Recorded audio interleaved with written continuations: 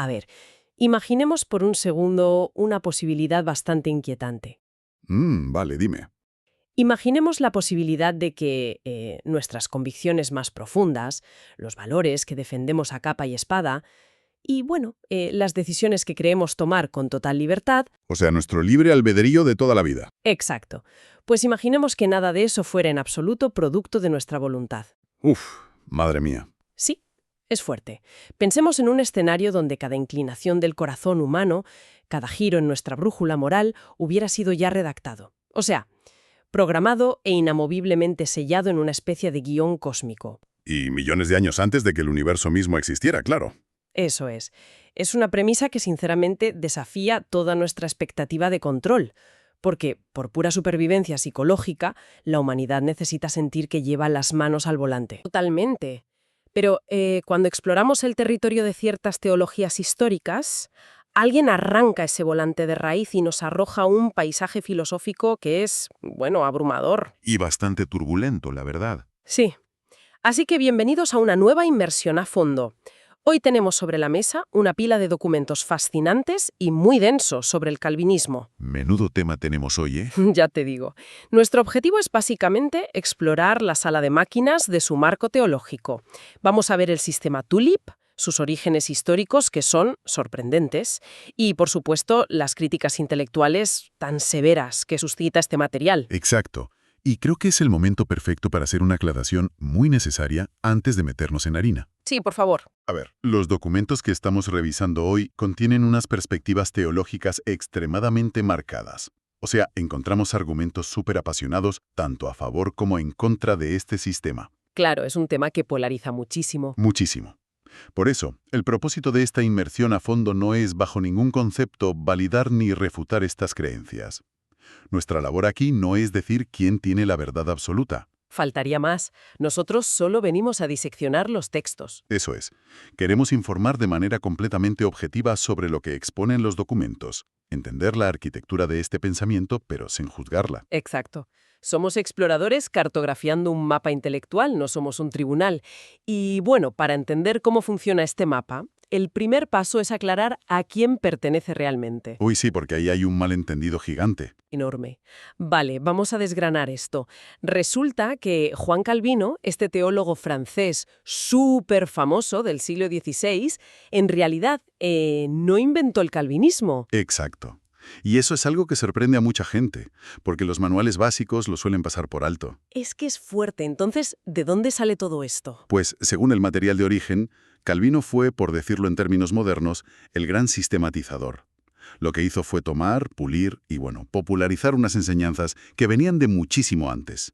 En concreto, de Agustín de Hipona. Del siglo IV, ni más ni menos. Imagínate. Y aquí hay un matiz histórico que los textos subrayan y que es crucial. Resulta que Agustín de Hipona, antes de convertirse, había estado súper influenciado por el gnosticismo. Vale, espera, detengámonos ahí un segundo. Porque claro, el gnosticismo no es algo de lo que hablemos todos los días en la cola del supermercado. No, desde luego que no. Para dar un poco de contexto, el gnosticismo era una corriente mística antigua que básicamente consideraba que todo el mundo material, incluida la carne humana, era malo de por sí. O sea, corrupto e irredimible. Una dualidad súper extrema, sí. Totalmente. Solo lo espiritual era puro.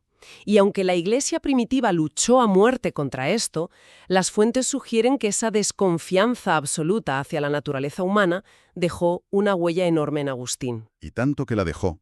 Ojo a este dato, porque el propio Calvino llegó a afirmar en sus escritos que si tuviera que hacer una confesión de fe formal, le bastaría con citar a Agustín palabra por palabra. O sea, decía que no diferiría ni en una coma. Exacto, en ni un solo punto teológico. Pues a ver, si todo esto sale de la mente de un señor del siglo IV, ¿por qué no lo llamamos agustinianismo?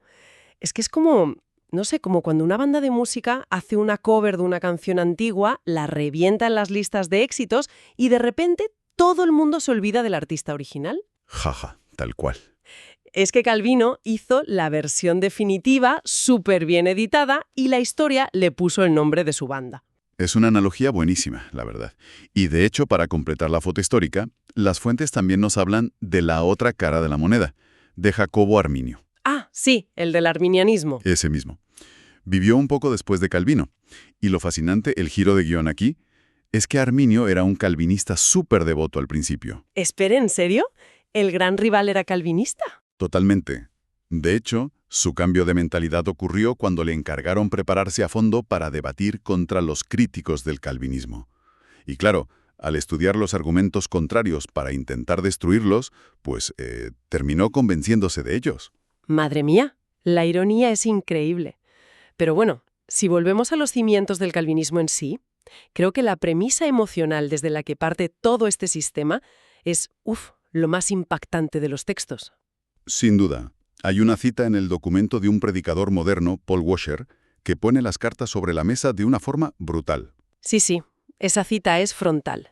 Washer dice que, según su lectura de la Biblia, la humanidad en su estado natural son, y cito, odiadores de Dios y enemigos de Dios. Palabras mayores. Y lo aterriza de una manera muy cruda. Dice que si alguien va y le dice, oye, pero si yo siempre he amado a Dios desde pequeñito, la respuesta de esta teología es que no, que esa persona solo ha amado una imagen súper reconfortante que se ha inventado en su propia cabeza. Claro, un Dios a medida. Exacto. Washer afirma que si te sentaras media hora a explicarle al Dios de las Escrituras, o sea, al Dios histórico de estas creencias calvinistas, un ciudadano normal diría, espantado, ese no es mi Dios. Y esa declaración es literalmente el epicentro del choque ideológico aquí, porque expone la idea de que la naturaleza humana rechaza al Dios verdadero, porque su justicia estricta y su soberanía absoluta chocan con nuestro orgullo. Ya, pero, claro, los críticos en nuestros documentos no dejan pasar esto así como así. Para nada. Los detractores plantean una objeción durísima. Argumentan que cuando Washer habla de creencias históricas, en realidad está hablando de creencias puramente calvinistas. O sea que el calvinismo actúa como unas gafas gigantes que se le ponen al texto. Exactamente. Como si fuera el evangelio detrás del evangelio. Entonces, cuando esa persona normal dice «ese no es mi Dios», el sistema dice que está en rebelión. Pero los críticos dicen «no, perdona, el individuo solo está rechazando la lente intelectual de Juan Calvino». Claro, es una distinción vital. Y, a ver, si partimos de esa base tan dura de que la humanidad entera está cegada y, por defecto, odia al Dios verdadero, la pregunta que cae por su propio peso es ¿cómo diablos se salva a alguien entonces? Y esa pregunta nos abre la puerta a la famosa sala de máquinas, a la T del acrónimo TULIP, la doctrina de la depravación total o incapacidad total. Vale, cuéntame de esto, porque los textos citan al teólogo Erwin Lutzer y es bastante gráfico. Muy gráfico. Lutzer dice, textualmente, que un hombre muerto no puede responder a la llamada del Evangelio. Ojo, la depravación total no significa que seamos lo peor que podríamos llegar a ser, como asesinos en serie o algo así. Ya, no es que todo el mundo sea un monstruo. Exacto. Significa que cada parte de nosotros, las emociones, la voluntad, la mente, todo está tan infectado que espiritualmente somos cadáveres. Y un cadáver no toma decisiones. Eso es. No importa cuántos mensajes bonitos escuches o si una fuerza espiritual te da un empujoncito. Según esto necesitas una, y cito, regeneración preventiva. A ver, detengámonos aquí, porque este concepto de regeneración preventiva me parece clave. Básicamente, el sistema dice que Dios tiene que entrar, operarte a corazón abierto y resucitarte el alma antes de que tú puedas siquiera querer creer. Antes de que tengas fe, sí. Es un requisito previo. Pero claro, esto choca de frente contra cualquier idea moderna del libre albedrío. Si eres un cadáver y no puedes responder, entonces creer que estás eligiendo tener fe es una pura ilusión. Totalmente. O sea, es como si yo tengo la radio analógica destrozada, sin cable, sin batería, y le pido que sintonice sola una emisora que le va a dar las instrucciones para arreglarse. Es que es físicamente imposible. ¿No pulveriza esto la idea de la responsabilidad humana? Pues si conectamos esto con todo su panorama teológico, la respuesta calvinista es que sí. Al principio no tienes ninguna agencia. Tu voluntad está esclavizada. Vale. Y esa incapacidad total es el puente directo hacia la segunda letra, la U, la elección incondicional. Porque claro, si toda la humanidad es esa radio destrozada que decías, la única manera de que una sola radio vuelva a sonar es que el técnico decida, unilateralmente, cogerla y arreglarla él mismo. Claro. Lutzer plantea el dilema en los textos. Si todos estamos igual de muertos, porque el vecino se salva y yo no. Exacto. Una visión de libre albedrío diría que es por tu respuesta libre. Pero en este sistema, como no puedes responder, la decisión recae única, exclusiva y arbitrariamente en la divinidad. Es 100% peso divino. Fíjate en los extractos de Calvino que incluye el documento, porque son implacables. Dice que Dios no mira nada externo a sí mismo para elegir. O sea, no se asoma al futuro a ver si vas a ser buena persona. Para nada. No dice, mira, esta persona va a decidir creer en mí en el año 2026, la elijo. No. Es un poder soberano y a ojos humanos totalmente arbitrario. Básicamente diseña ciertas ovejas para la gloria y, por pura matemática, ciertas cabras para la destrucción o el lago de fuego. Y claro, ante la indignación que esto genera, Calvino decía que si a tu mente humana le parece que esto deshonra a Dios, es tu mente humana la que tiene que agachar la cabeza y someterse. Exacto. El raciocinio de ellos es que, si Dios dependiera de nuestra aprobación o de nuestra decisión para salvar, entonces estaría reaccionando. Y si reacciona, ya no es soberano absoluto. Estaría limitado por nosotros. Vale, entiendo la lógica interna. Pero claro, si seguimos las migas de pan de este razonamiento, llegamos a un cuello de botella teológico enorme. A ver, dime. Si Dios ya tiene una lista cerrada de ovejas y cabras desde antes de crear el mundo, ¿qué pasó entonces en la cruz históricamente? O sea, ¿por quién murió exactamente Jesús si ya estaba todo el pescado vendido? Y ahí entramos en la L, la expiación limitada. Según Luther, y los textos más estrictos, la cruz no fue un acto general para toda la humanidad. Fue un pago de sangre exclusivo para los elegidos, solo para la Iglesia. O sea, una transacción súper específica. Muy específica. Si la misión era redimir a un número exacto de personas ya seleccionadas, la transacción financiera y espiritual se completó hace 2000 años. Tus deudas se cancelaron en ese instante. No se cancelan hoy cuando tú crees, sino que se saldaron entonces. Exacto. Hoy solo te entregan el recibo, por así decirlo. Uf, y aquí es de donde el documento se pone realmente interesante. Porque resulta que esto es el mayor punto de ruptura dentro del propio calvinismo. Hay una auténtica guerra civil entre los calvinistas de 4 puntos y los de 5 puntos. Y todo por culpa de esta cruz. Sí, es un debate fascinante. Los de 4 puntos dicen que la expiación fue ilimitada. Y ojo, no se lo inventan. Sacan citas del mismísimo Juan Calvino, donde él dice que el beneficio de la muerte debería extenderse a todos. Claro, es que esto plantea un dilema gigante sobre cómo este sistema maneja sus propias contradicciones. Porque todos coinciden en que la elección es incondicional. Vale, el problema es el alcance del pago. ¿Y cómo lo resuelven los de 4 puntos? Pues dicen que el sacrificio tiene un valor infinito, suficiente para salvar a todo el mundo que haya pisado la tierra. Pero la aplicación real solo se deposita en la cuenta bancaria espiritual de los elegidos. Vale, tiene sentido dentro de su lógica. ¿Y los de 5 puntos? Los de 5 puntos son los puristas. Priorizan la lógica matemática por encima de esas citas del fundador. Su argumento es súper legalista. Dicen que si Jesús pagó por los pecados de toda la humanidad, el infierno debería estar vacío. Claro, porque si no, Dios estaría cobrando 2 veces por el mismo pecado, a Jesús en la cruz y a la persona en el infierno, y eso violaría su justicia. Exactamente. Es una precisión casi jurídica. Es asombrosa, de verdad. Fíjate que las fuentes dicen que los defensores estrictos de los 5 puntos avisan a sus predicadores de que nunca, jamás, le digan a un desconocido en la calle, Jesús murió por ti. Porque si ese señor no está en la lista de elegidos, estarían mintiendo teológicamente. Es el rigor del determinismo llevado al extremo absoluto. Total. Vale, entonces, tenemos la deuda de un grupo selecto pagada hace siglos. Pero, ¿cómo se activa eso en una persona en pleno siglo XXI? Si eres un cadáver espiritual que no puede buscar a Dios, ¿qué pasa? Pues pasa la I del acrónimo, la gracia irresistible. Básicamente, si estás en la lista, Dios no te manda una invitación por correo que puedas rechazar amablemente. No hay opción de decir no gracias. Ninguna. Te aplica una fuerza espiritual de regeneración que es por definición imposible de rechazar. Calvino dice que tu fe humana no es el origen de la salvación, sino el fruto del nuevo nacimiento. La fe te la implantan. O sea, si miramos todo el cuadro, es un bucle lógico súper cerrado. Es casi como el código de un algoritmo. La elección incondicional en el pasado asegura que recibas la gracia irresistible en el presente, y eso genera, sí o sí, la respuesta de la fe. No hay margen de error. Es que todo el peso recae en el diseño del programador divino. El ser humano es solo el hardware donde se instala el software de la salvación. Lo cual nos lleva al último punto, la desembocadura natural de este río, la P de la perseverancia de los santos. O sea, si ya estás metido en este bucle con una gracia que no puedes rechazar, la pregunta evidente es, ¿te puedes salir? ¿Se puede perder? La coherencia del sistema te obliga a decir que no, un no rotundo. Los verdaderos elegidos van a perseverar hasta el final.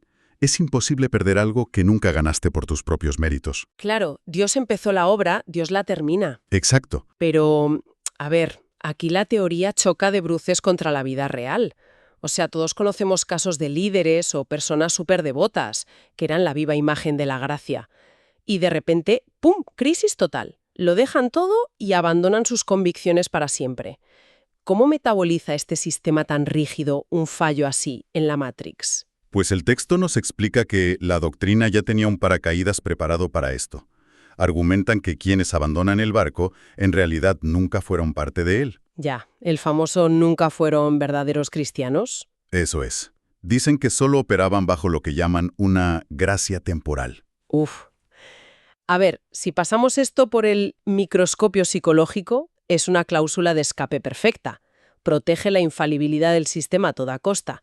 Si sigues hasta el final, el sistema tenía razón. Si abandonas, el sistema no falla. Simplemente decreta, a toro pasado, que tu experiencia era falsa. Es un razonamiento totalmente circular. Es que menuda trampa mental. Piensa en el laberinto que esto crea para alguien que está dentro ahora mismo. ¿Cómo puede alguien tener la certeza hoy de que su devoción es real y no una simple gracia temporal que se va a evaporar en 10 años? Has dado en el clavo. Ese es el punto de mayor fricción psicológica que denuncian los críticos en el texto. Porque por un lado, te prometen una seguridad inquebrantable. En plan, soy elegido, nada puede separarme. Pero por otro lado, te inyectan el veneno de la duda. Si mañana fallo, ¿significa que toda mi vida fue una ilusión? Exactamente. Y este terror a la falsa seguridad, esta introspección tan angustiosa, nos lleva al clímax absoluto de los documentos. El decreto de predestinación. Uf, sí, aquí la tensión explota. Las fuentes citan directamente la Confesión de Fe de Westminster, que es un documento súper importante para ellos, y tela con la redacción. Es muy cruda. Dice literalmente que por el decreto de Dios, unos están predestinados a la vida eterna y otros preordenados desde antes de nacer a la muerte y la deshonra eterna. Y ojo, remata diciendo que todo esto es para la alabanza de su gloriosa justicia. Y es justo en este precipicio donde los críticos sacan la artillería pesada. A lo largo de la historia, a esto se le ha llamado determinismo teológico. Pero sus detractores dicen que cruza la línea hacia un fatalismo súper oscuro. Claro. El argumento es que un sistema con este nivel de microgestión absoluta convierte inevitablemente a Dios en el autor del pecado y responsable de la maldad. Algo de lo que los defensores calvinistas intentan desmarcarse, claro, pero con unas justificaciones filosóficas muy complejas. El documento que estamos analizando es durísimo al final. Lanza varios ataques. Uno de ellos es de interpretación. Dicen que toda esta torre se apoya en leer mal ciertos textos antiguos, sobre todo de Efesios. Acusan a esta gente de omitir frases como «en Cristo» para forzar la idea de una selección individual inmutable. Un sesgo de confirmación de manual. Totalmente. Pero la crítica que a mí más me rompe la cabeza y me parece súper paradójica es la de las limitaciones de Dios. Los críticos argumentan que el calvinismo, por intentar exaltar obsesivamente el poder de Dios, irónicamente lo limita de una forma brutal. A ver, explícame eso. ¿Bajo qué lógica desarrollan esa paradoja? Pues el argumento dice que si basas todo en que el ser humano tiene una incapacidad total para responder a la influencia divina de forma libre, entonces la teología le está otorgando a Dios mismo una especie de incapacidad total para salvar a la gente a través del amor. Uf, qué fuerte. O sea, lo obligan a usar única y exclusivamente la fuerza bruta de esa gracia irresistible. Según la fuente crítica, el resultado final es un Dios con una bipolaridad cósmica, porque ama incondicionalmente a unas criaturas, pero odia incondicionalmente al vecino de esas criaturas. Claro. Y encima obtiene gloria del hecho de que esos vecinos fueron creados solo para ser destruidos para siempre. Madre mía, ese es el insoportable peso filosófico que destilan estas páginas.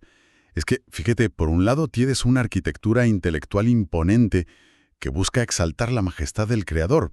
Los que lo creen ven ahí la máxima reverencia, un recordatorio de que el universo no gira en torno a nuestro frágil y arrogante corazón humano. Sí. Pero en el otro extremo, las críticas ven un diseño supergélido y fatalista. Un escenario donde las cartas estaban marcadas antes de sentarse a jugar. Y denuncian que esto presenta una autoridad que raya, sinceramente, en la crueldad absoluta. Ha sido un viaje intelectual muy denso, de verdad. Hemos repasado la sala de máquinas al completo. La depravación total, que nos reduce a cadáveres espirituales. La elección incondicional, que borra cualquier mérito nuestro. La expiación limitada, con esa guerra civil de los 4 y 5 puntos. Exacto. Y la gracia irresistible como un interruptor inevitable, terminando con la perseverancia de los santos y esa sombra tan paranoica de la gracia temporal. Hemos visto tanto el rascacielos lógico como las enormes grietas que denuncian los críticos. Y bueno, al cerrar este análisis, creo que es fundamental recordar a quienes nos escuchan que hoy hemos recorrido estos pasillos intentando mantener la brújula en la neutralidad. Por supuesto. No hemos dictado sentencias sobre si estos textos son verdad o mentira. Lo que queremos es reconocer el valor intelectual de desgranar sistemas tan complejos, porque da igual si lo miras desde la fe, desde la filosofía o por pura curiosidad histórica, entender estas ideas que han moldeado civilizaciones y debates morales nos afila el pensamiento crítico. Completamente de acuerdo. Entender estas ideas históricas es entender el suelo que pisamos hoy. Las compartamos o nos causen rechazo. Y a ver, normalmente nos despediríamos ya, pero con todo este tema de destinos prefijados y la ilusión del control, es que es imposible no darle una vuelta y mirarnos el ombligo un segundo. Es un impulso supernatural. Al final, estos debates rebotan contra nuestra vida diaria. Así que dejemos una idea suspendida en el aire para que cada persona que nos oye la mastique a su ritmo.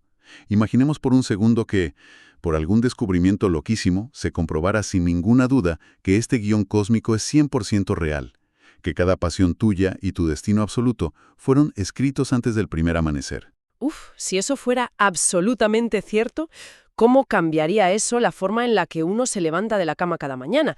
O sea, cuando tienes que tomar una decisión, de esas que te encogen el estómago, y tu mente está convencidísima de que eras libre, ¿cómo funcionaría la conciencia humana sabiendo que esa libertad aplastante podría ser simplemente la ilusión perfecta del programador? Ahí queda esa reflexión, para darle una vuelta. Muchísimas gracias por acompañarnos en esta travesía. Hasta la próxima inmersión a fondo.